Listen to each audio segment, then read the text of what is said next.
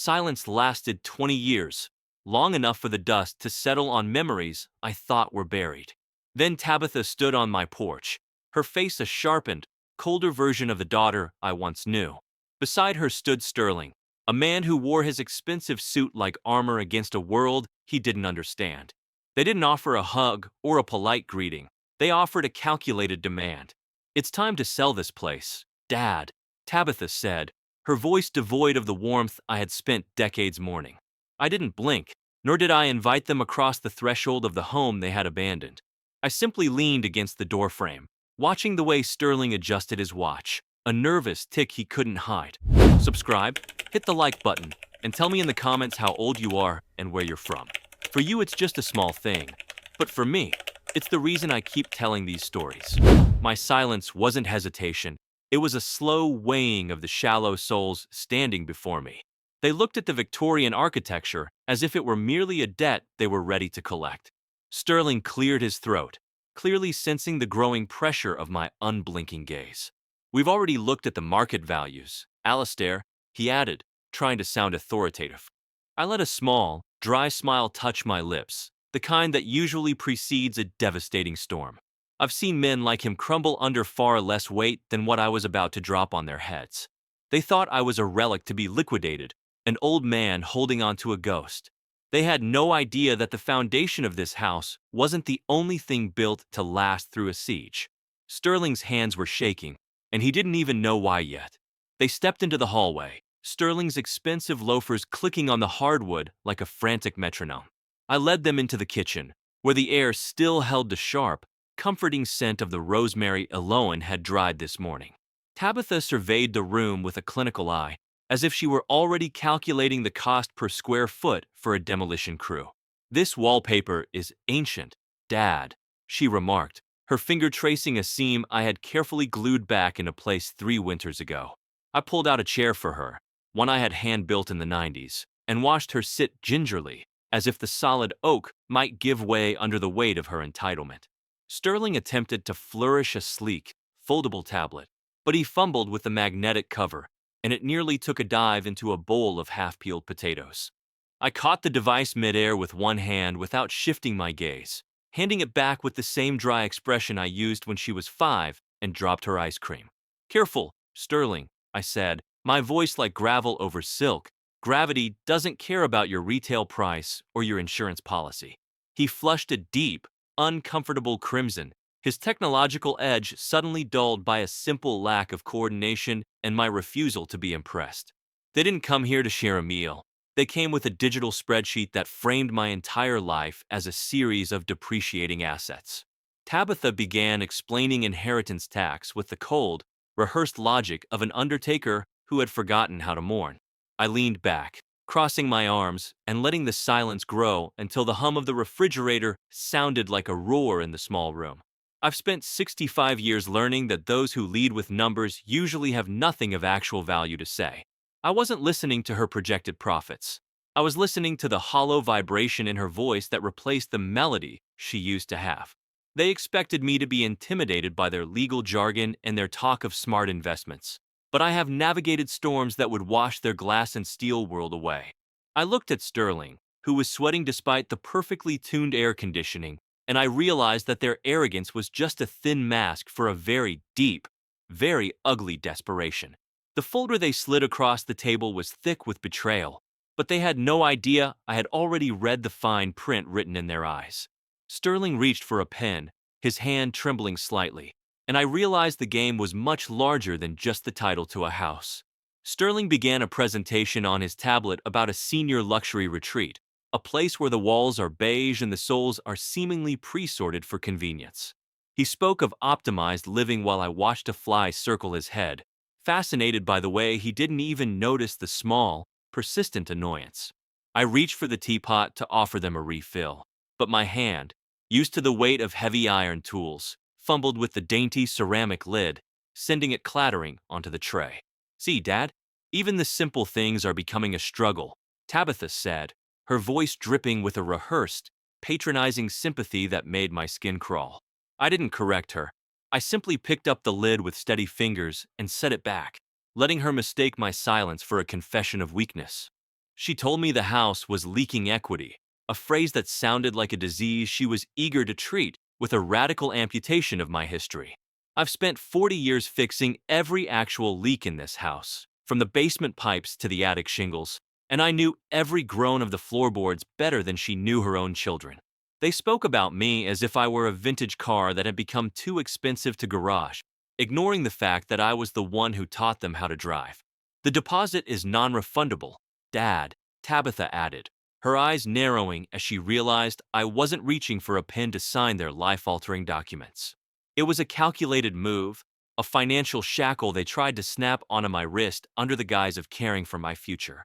I looked at the brochure, a glossy photo of a man my age holding a tennis racket he clearly didn't know how to use, looking as lost as Sterling in a hardware store. I haven't held a tennis racket in 20 years, but I can still fell a dead oak tree with an axe and hit the mark every single time. Sterling checked his gold watch again, his impatience a loud, ticking reminder that he had a dinner reservation more important than my life's work. The injustice wasn't in their blatant greed. It was in the way they assumed I had grown too soft to recognize a trap when it was set right in front of me.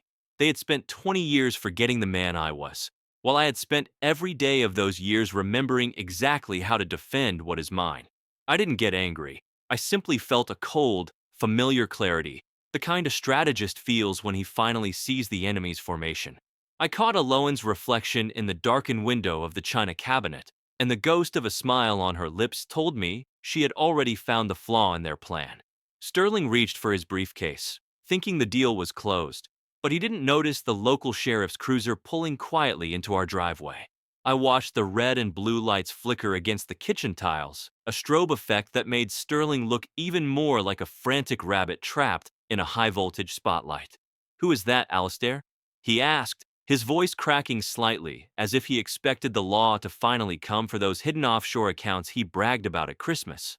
I reached for my spectacles, which I had inexplicably left in the butter compartment of the refrigerator earlier, and wiped the frost off the lenses with a slow, deliberate grace. I might occasionally misplace my belongings in moments of deep thought, but I never forget the face of a man who has owed me a lifelong debt since the summer of '84. Tabitha tried to block my path to the door, her hand hovering near my sleeve as if she were handling a fragile, ancient museum exhibit that was about to shatter. "Don't make this a scene, Dad. We're just trying to help you transition into a safer, more manageable environment," she hissed, her voice sounding like dry leaves skittering over a fresh grave. I looked at her hand with such cold intensity that she pulled it back as if burned, and then I opened the door for Vance, who stepped in with the heavy, unhurried gait of a man who owns the ground he walks on. Vance looked at Sterling's outstretched hand as if it were a soiled napkin and instead turned his back to greet me with a nod that carried 40 years of unspoken history. Sterling attempted to reclaim his professional authority, waving his digital tablet like a holy relic against a pagan invasion. "Sheriff, we are concluding a private family discussion regarding the immediate sale and liquidation of this estate," Sterling barked, his bravado leaking through the visible cracks of his composure. I decided it was time for a snack and reached for the heavy cast-iron skillet, though I misjudged the height of the open cabinet and gave myself a solid, resonant thwack on the forehead. The sound was like a hammer hitting a bell, but I didn't rub the bump or even blink. I just stood there holding that 6-pound piece of iron, staring Sterling down until he retreated behind the kitchen island. There is a specific kind of terror that takes hold of a modern man when he realizes his opponent doesn't react to physical reality the way he does. Tabitha's face went white when Vance pulled out a leather-bound ledger from his jacket, a ledger that definitely didn't belong to the local police department's inventory. I cracked an egg into the pan with one hand, the sizzle filling the silence that was now thick enough to choke every person in the room. They thought they were the ones conducting an audit of my life, but they had forgotten that I'm the one who has always kept the books in this town. Vance tapped the ledger and looked at Sterling with the same clinical pity a wolf might show a particularly slow-witted sheep. My daughter's eyes darted toward the hallway, finally noticing the shadow of the second visitor waiting in the darkness of our living room. The shadow in the living room materialized into Fair, a man who had practiced law in this county since before Sterling's parents even met. Thayer moved with a slow, rhythmic gait that made the modern world seem like a frantic, unnecessary blur. Tabitha didn't see an ally. She saw another obstacle, her voice rising in a pitch that usually signaled she was losing her grip on the room. "Look at this, Sterling. He's having guests over while he can't even manage a simple breakfast," she sneered, pointing at the egg I had just accidentally flipped onto my own shoulder during a momentary lapse in my wrist's trajectory. I felt the warmth of the yolk seeping through my shirt, but I didn't move a muscle to clean it. I simply wore it like a medal of domestic combat. I looked Sterling in the eye, letting him witness the absurdity of the situation while I remained as immovable as a mountain. A man who can't land a fried egg in a pan shouldn't be making decisions about a multi-million-dollar property, Sterling chuckled, a nasty, thin sound that lacked any real weight. I didn't join his laughter. I merely noted the way his eyes darted toward the legal papers Thayer was now unfolding on the kitchen table. I've spent my life learning that the most dangerous man in the room isn't the one with the loudest voice or the cleanest shirt. Thayer cleared his throat, a sound like dry parchment rubbing together, and looked at the power of attorney documents Tabitha had so confidently produced. "These are quite impressive, Tabitha," Thayer remarked, his voice devoid of any warmth. "If they weren't effectively nullified by the irrevocable deed your father signed 10 years ago." The smug smile on Sterling's face didn't just fade. It evaporated, leaving behind a mask of pure, unadulterated shock. I reached for a napkin, finally wiping the egg from my shoulder with a slow, mocking precision that suggested I had planned the whole mishap just to test their patience. Tabitha's humiliation was a tangible thing, a cold fog that filled the space between us as she realized her legal leverage was a phantom. They came here to strip me of my dignity, but they were the ones standing in my kitchen looking like children who had been caught stealing from the church plate. They didn't realize that I've been playing a much longer game, one where every move was choreographed before they even learned to lie. Thayer turned the page of the ledger, and the silence in the room became so heavy it felt like it might actually crush the floorboards beneath Sterling's feet. Thayer's words hung in the air like a guillotine blade that had finally dropped, and for a moment, the only sound was the frantic, metallic ticking of Sterling's expensive watch. Tabitha's face went through a rapid spectrum of colors, from pale shock to a mottled, ugly rage that she couldn't quite mask with her practiced corporate poise. I decided this was the perfect moment to adjust my hearing aid, which had started emitting a piercing, high-pitched whistle that sounded like a tea kettle screaming in a vacuum. I fumbled with the tiny device, my large fingers momentarily clumsy, and accidentally knocked my glasses askew, so they sat crookedly on my nose. I must have looked like a distracted, half-blind owl, but I didn't rush to fix it. I let the absurdity of my appearance hang there, a silent taunt to their expectations of a perfect victim. Sterling tried to capitalize on the moment with a sneer, a desperate attempt to regain some shred of superiority, but I just looked at him through one lopsided lens until his smirk died a painful death. "You think a piece of paper from a decade ago changes the reality of your decline, Alistair?" Tabitha spat, her voice cracking as she leaned over the table. I didn't answer her immediately. I carefully straightened my glasses and tapped the hearing aid until the whistling stopped, restoring a silence that felt heavier than the house itself. Experience has taught me that people only shout when they've already lost the argument, and my daughter was currently screaming with every fiber of her being. I looked at the grease stains on my knuckles, marks from fixing the lawnmower that morning, and felt a profound sense of peace in my own skin. They saw a man who was supposedly falling apart, a collection of glitches, misplaced items, and failing hardware, but they failed to see the iron core that held the machine together. "That deed," Thayer continued, his voice as dry as a desert wind, "transferred the primary ownership to a trust that you, Tabitha, have no legal standing to even view, let alone dissolve." I watched her reach for the paper, her fingers trembling with a greed so naked it was almost pitiable, but Thayer pulled it back with a sharp, crisp movement. I leaned in, my shadow stretching across the table until it touched Sterling's chest, and I let the coldness of my gaze settle on them like a winter frost. "You came here to sell my life," I whispered, the words vibrating with a quiet, lethal intensity, "but you forgot that I'm the one who built the very walls you're standing in." Sterling's confidence was now a pile of cold ash, and he looked at the exit as if he were planning a retreat, but Vance was still blocking the way. I wasn't just defending a house. I was defending the 20 years of silence they had used as a weapon against my wife. I saw Tabitha's hand dive into her purse, looking for a phone to call her own high-priced lawyers, but she didn't realize that the signal in this old house was as dead as her chances. Aloan stepped forward then, her presence finally filling the room like a cold tide coming in to sweep the wreckage away. Tabitha was frantically tapping her phone screen, her face twisted in a look of technological betrayal as the no service bar mocked her. No signal? I asked, my voice holding a dry, desert-like rasp that seemed to vibrate the very air in the kitchen. I reached for my favorite mug, but my thumb slipped on the ceramic handle, causing the cold coffee to splash onto my slippers, a minor indignity that I ignored with the stoicism of a mock. Sterling watched the brown liquid soak into the wool as if it were a sign of my total collapse. But I simply stepped out of the damp shoes and stood there in my mismatched socks, feeling more grounded than he ever would in his Italian leather. It's a funny thing about aging. You stop caring about how you look to people who don't matter, and that makes you terrifyingly free. You think you can just lock us out of our inheritance? Sterling stammered, his bravado now sounding like a cheap whistle in a gale.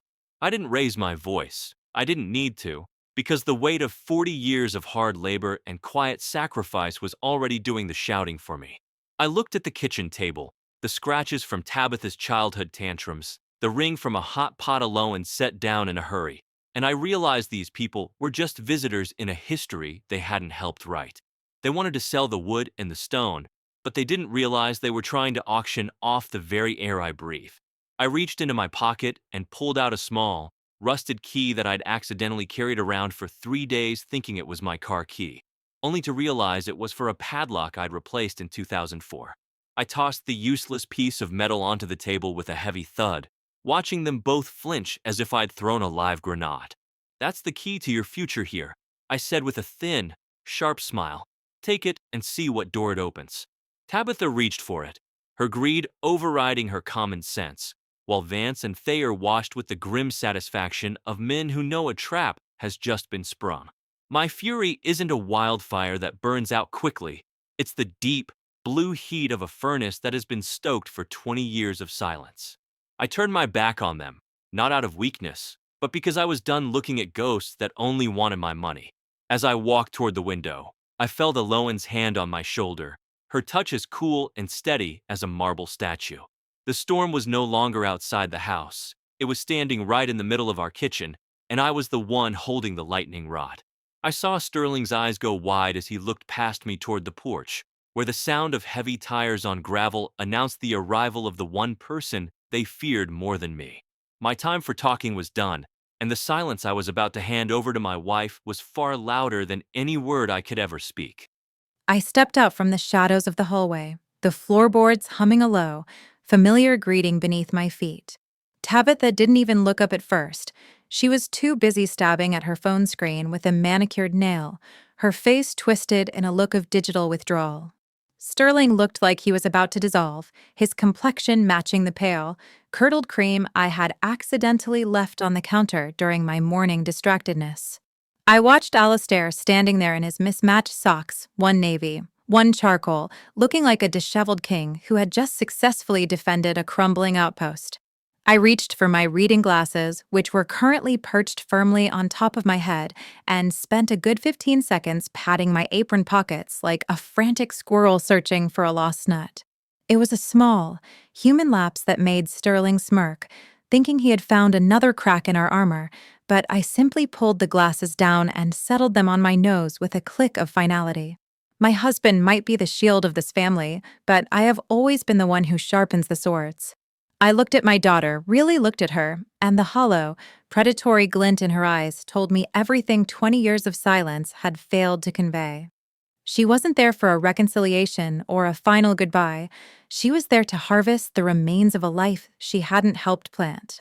I moved to the stove and calmly turned off the burner Alistair had left hissing, the metallic snap of the dial sounding like a bone breaking in the sudden silence. "You've grown quite loud for someone who has been a ghost for 2 decades, Tabitha," I said, my voice as cool and steady as the cellar air. I saw her flinch, the patronizing mom mask slipping just enough to reveal the desperate, calculating woman underneath. They thought we were a pair of fading shadows, easy to sweep away into a managed care facility, but they were standing in a room where every corner held a memory they couldn't possibly survive. I placed my hand on the cold surface of the ledger Thayer had opened, and for the first time, I saw the true fear ignite in Sterling's eyes. They were so focused on the house that they completely missed the third car that had just parked behind the sheriff's cruiser. The air in the kitchen was curdling faster than the milk Alistair had forgotten to put back in the fridge during our morning debate over the thermostat. I watched Sterling's Adam's apple bob frantically as the driver of the third car, a man in a charcoal suit that screamed government oversight, stepped onto our porch with purposeful strides. Tabitha tried to regain her footing, smoothing her skirt with hands that trembled like dry leaves, though she tried to mask it with her usual corporate coldness. "We're just worried about your quality of life, Mother. This house is a tomb for your potential," she said, her eyes darting toward Thayer's legal ledger like a cornered fox. Alistair, bless his stubborn and slightly distracted heart, decided this was the perfect moment to offer hospitality, presenting a plate of dry saltines with the solemnity of a high court judge delivering a life sentence. He had accidentally grabbed the holiday plate with the chipped, cross-eyed reindeer, and he was wearing a kitchen towel over his shoulder like a waiter in a bistro that had long since lost its Michelin star. It was a ridiculous sight, my husband in his mismatched socks, holding a reindeer plate, but the absolute steel in his eyes made the crackers look like a formal invitation to a duel. I leaned forward, the light from the window catching the silver in my hair, and I felt the weight of 20 years of their absence finally settle into a sharp, focused point.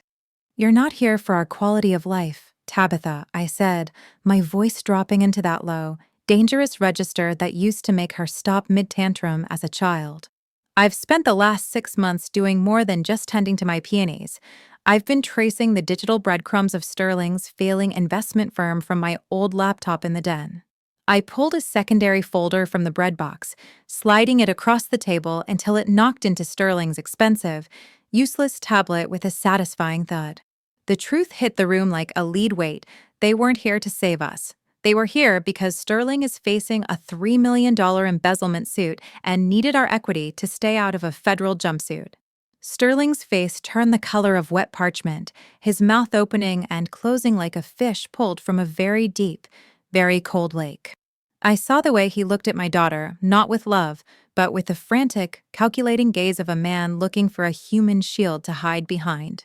"You thought we were too old to understand the architecture of a shell company, Sterling, but you forgot I ran the city library's archives for 30 years, I remarked, letting a small, dry smile touch my lips. We weren't the ones in a state of decline. We were the ones who had quietly built a fortress while they were busy setting fire to their own bridges. The silence that followed was visceral, broken only by the sharp, rhythmic rapping of the federal agent's knuckles against our front door. Tabitha's hand flew to her throat as she realized the man on the porch wasn't here to help her move us out, but to take her husband away in front of the entire neighborhood. The rapping on the door was surgical, short, sharp, and final. Alistair stood up to answer it, but in his purposeful stride, he forgot he had untied his apron, which promptly snagged on the handle of the oven door. He didn't stumble. He simply stopped, unhooked the fabric with the patient precision of a man untangling a fishing line, and continued without a single flicker of embarrassment. Sterling, meanwhile, looked as though he were trying to merge his body with the floral wallpaper of our breakfast nook, his skin turning a sickly shade of gray. I watched the federal agent enter, a man with a granite jaw and eyes that saw through every lie ever told, and he didn't even acknowledge the Victorian charm of our hallway. He didn't look at the house as a piece of real estate. He looked at Sterling as a person of interest in a multi-state financial fraud investigation that had finally run out of road. "The equity in this house was your get-out-of-jail card, wasn't it, Sterling?" I asked, my voice cutting through his frantic, shallow breathing like a scalpel through silk. He didn't answer, his eyes fixed on the warrant the agent was now placing on our scratched oak table with a deliberate, heavy thud. Tabitha turned on him then, her voice a shrill, desperate thing that lacked any of her previous corporate polish. You told me the house was just to consolidate our debts, Sterling. I let out a soft, dry chuckle that held more cold pity than humor, thinking of how easily the greedy are blinded by their own reflections in a glass world. Alastair returned from the hallway, having finally found what he thought were the good napkins, which were actually hand-stitched lace doilies from our wedding 60 years ago that looked like oversized, delicate snowflakes. He placed one in front of each person with a solemn, dignified nod, as if we were about to have high tea at the very edge of an active volcano.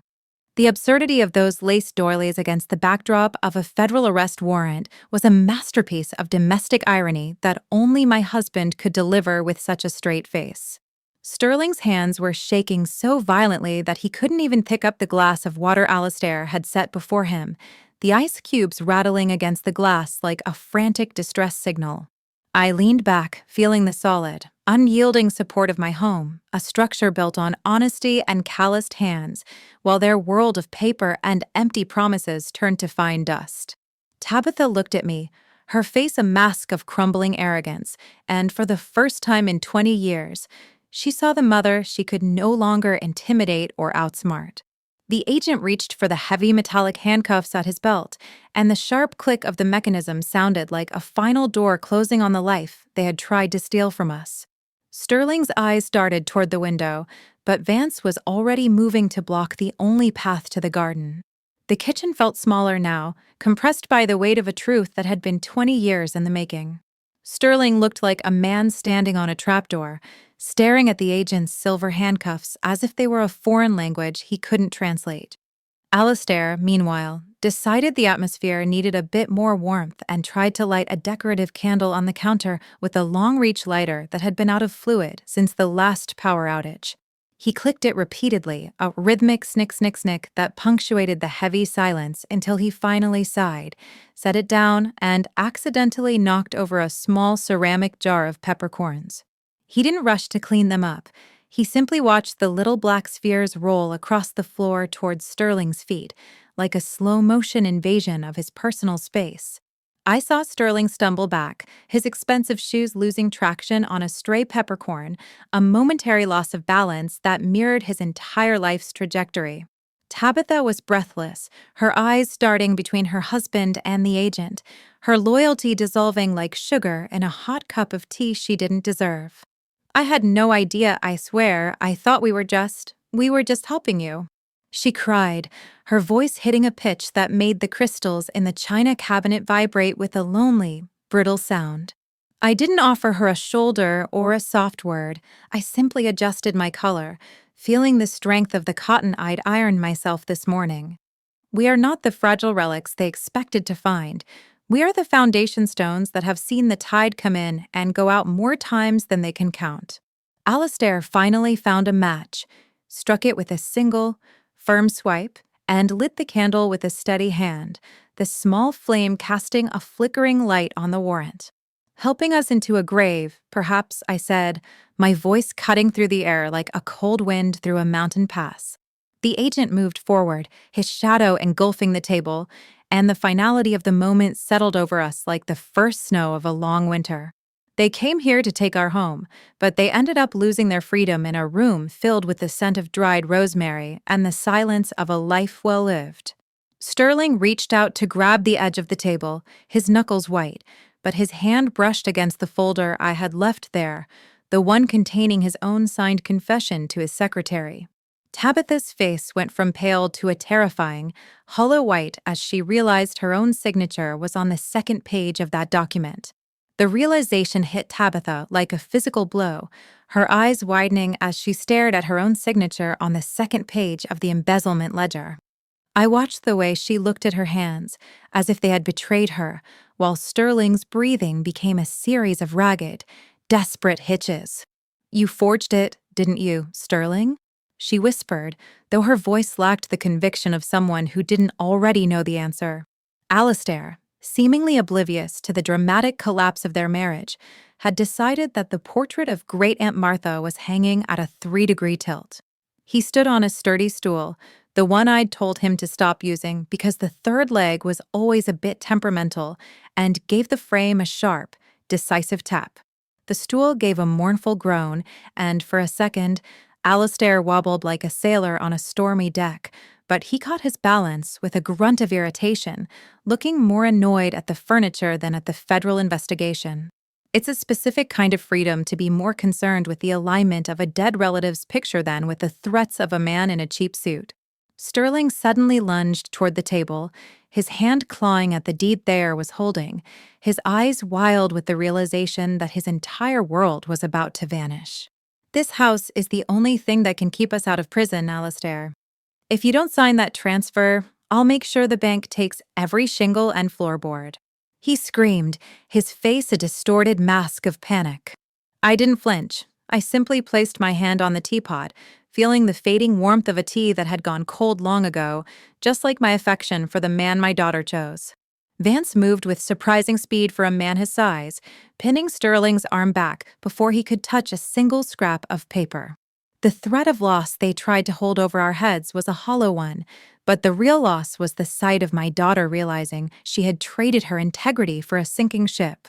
Alistair hopped down from the stool, his mismatched socks making a soft thud on the rug, and he looked at Sterling with a pity that was far more cutting than any insult. "You talk about banks and shingles as if you understand what makes a home stand, boy," Alistair said, his voice dropping into a register that made the room go still. He reached into his pocket and pulled out a small, bent screwdriver he'd been carrying for a week to fix the door hinge, using it to point directly at Sterling's chest. Tabitha sank into a chair, the weight of the potential prison sentence finally crushing her remaining bravado into fine, bitter dust. We were watching the total disintegration of their lives, and the only thing I felt was a profound sense of relief that the poison was finally being purged from our sanctuary. But as the agent reached for Sterling's collar, Tabitha's eyes caught something else in the folder, a document that suggested Sterling hadn't just stolen money, but had sold something else that truly didn't belong to him. Her scream was silenced by the sudden realization that their betrayal went much deeper than just a house deed.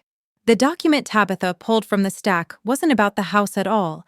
It was a forged medical evaluation claiming Alistair had early-onset dementia and that I was psychologically unstable. Sterling hadn't just planned to sell the roof over our heads. He had filed for an emergency conservatorship to strip us of our legal identities and cash in on a family trust he thought we'd forgotten. Alistair, meanwhile, was engaged in a life-or-death struggle with a jar of pickled beets, using a pair of heavy-duty pliers he'd pulled from his back pocket because his grip wasn't quite calibrated for vacuum-sealed glass today. He managed to spray a few drops of bright red beet juice onto his white shirt, looking for a moment like he'd been wounded in a very strange, domestic war, yet he didn't lose an ounce of his terrifying dignity. He simply wiped the pliers on his apron and offered a beat to the federal agent with a perfectly straight face, a gesture so absurdly calm it made Sterling's hysterical sobbing sound even more pathetic. Tabitha looked at the forged papers, her own name signed as a witness to our mental decline, and she realized that Sterling had planned to throw her under the bus the moment the authorities arrived. "I didn't sign this, Mom. I swear I never saw this." She shrieked, but I simply adjusted my glasses and looked at her with the cold, clear eyes of a woman who had spent 30 years archiving the secrets of this town. I've known about Sterling's offshore shell companies and his redirected mail for months, having used the very outdated computer in the den to track every penny he tried to hide. We weren't the ones losing our minds. We were the ones who had quietly built a cage around them while they were busy measuring our floorboards for a sale. Experience is a cruel teacher, but it makes you an excellent student of human greed, and I had learned my lessons well. I didn't need to raise my voice to be heard over her panic. My silence was the heaviest thing in the room, a physical weight that pressed the breath out of them both. The agent took the forged evaluation, added it to the mounting pile of evidence, and gave Alistair a look of grim, silent respect. As the front door closed behind the agents leading Sterling away, I looked at Tabitha, who was trembling in the center of our kitchen, and I realized the hardest part wasn't the betrayal. The final truth I was about to reveal about her own involvement would be the blow she never saw coming. The house was quiet again. the kind of deep, heavy silence that follows a fever finally breaking. Tabitha sat at the table, her head in her hands, a hollow shell of the woman who had walked in 2 hours ago demanding our surrender. "You can stop the performance now, Tabitha," I said, sliding a final, thin envelope across the scarred wood toward her. I had found the encrypted emails months ago, the ones where she had tried to cut Sterling out of the deal and sell the property to a developer behind his back. She looked up, her eyes wide with the realization that her own mother had been the one monitoring her digital footprints from a dusty corner of the den. Alistair was busy trying to reload the wooden pepper grinder, but he had managed to spill a handful of peppercorns directly into his cardigan pocket while muttering about the needless complexity of modern kitchenware. He looked slightly absurd, patting his chest and sneezing with the force of a small explosion, but his eyes remained as sharp and unforgiving as a winter morning. "A man shouldn't need a degree in mechanical engineering just to season a beet," he remarked dryly, his voice vibrating with a calm authority that needed no volume. We weren't the ones who were broken or confused. We were the ones who had outlasted the greed they mistook for intelligence. I watched her look at the evidence of her own double cross, the betrayal she thought she'd hidden so well now laid bare on our kitchen table. I stood up and walked to the window, watching the tail lights of the police cars disappear down the long, gravel driveway where I once taught her to ride a bicycle. There would be no more calls, no more visits, and certainly no more explanations required from either of us. We are 65, and we are far from finished. We are simply beginning a chapter where the voices of the ungrateful no longer reach our ears. Alistair finally got the grinder back together, giving it one triumphant, rhythmic twist over the plates with a satisfied, quiet nod. We stood together in the heart of our home, two people who had stood their ground and won, surrounded by the only things that truly matter, the truth and each other. The house felt solid, the foundations were deeper than any debt, and for the first time in 20 years, the air was finally clean.